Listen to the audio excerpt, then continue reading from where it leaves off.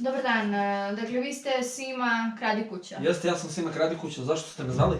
Ja sam advokatica, Jasna Krvopija. Drago mi. Dakle, pozvala sam vas povodom testamenta vaše tetke koja je jutros preminula, ali još uvek nije sahranjena. Tetka.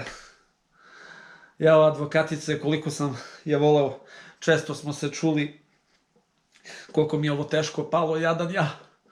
Kako ću ja sad bez tetke? Joj, tetka, šta nam uradi? Oj, tetka. Pa, vaša tetka je rekla da se vi niste videli, a boga mi ni čuli jako dugo.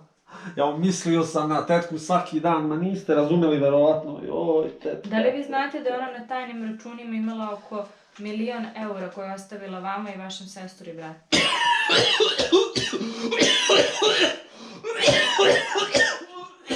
Jeste dobri? Dobro, nisam vas razumio, se izvinjavam. Dakle, na računu ima $1.000.000, a naslednici ste vi, vaš brat i vaša sestra. Joj, tetka. Rajski te anđeli čuvali, tetka. Dobro, ajde da vidimo papir. Dakle, brat, sve je u redu. Sestra, takođe. Sima ovde jedino sa vašim delom nešto nije u redu. Jo, tetka. Joj, al me zajeba. Šta nije u redu tu da vidim?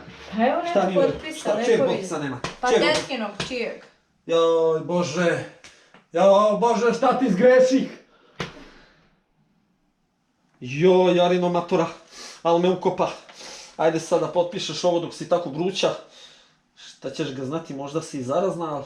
Ajde, vredeće tih para. Drži olovku, joj, drži bre olovku, jebem ti. Potpisuj. Šta je ovo, majko mila, potpisuj. Da potpišeš, valjda. Vidi prste.